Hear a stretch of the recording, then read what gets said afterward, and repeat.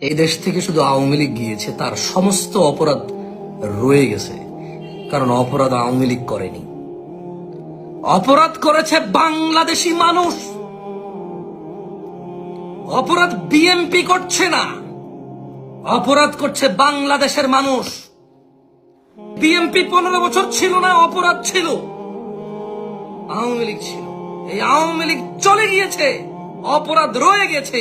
সবাই বলছে বিএনপি করতেছে, আমি বলছি বিএনপিও করে না, আওয়ামী লীগও করে না, বাংলাদেশের বাংলাদেশিরা করে অপরাধ। মায়ের ছেলে করে, স্ত্রীর স্বামী করে, ছেলের বাবা করে, মেয়ের বাবা করে, জামাইয়ের শ্বশুর করে, ভাতিজার চাচা করে, ভাগিনার মামা করে, মামার ভাগিনা করে। এই দেশে আমরা বাংলাদেশিরা অপরাধী, কোন দল অপরাধী না। দেশে এই মানুষগুলো দল করে, এই অপরাধী মানুষগুলো কেউ আওয়ামী লীগ করে, কেউ বিএনপি করে, কেউ জাতীয় পার্টি করবে, কেউ এনসিপি করবে, কেউ ওই নাগরিক পার্টি, নতুন করে একটা পার্টি হয়েছে এটা করবে। বাংলাদেশের মানুষ করবে এই পার্টিগুলা। এরপর দোষ দেবে বিএনপি, দোষ দেবে আওয়ামী লীগ, দোষ দেবে এনসিপি, দোষ দেবে জাতীয় পার্টি, দোষ দেবে জামাত ইসলাম, দোষ দেবে হেফাজত ইসলাম। অথচ মানুষগুলো দোষী। মানুষ দলের কি বিচার হবে নাকি?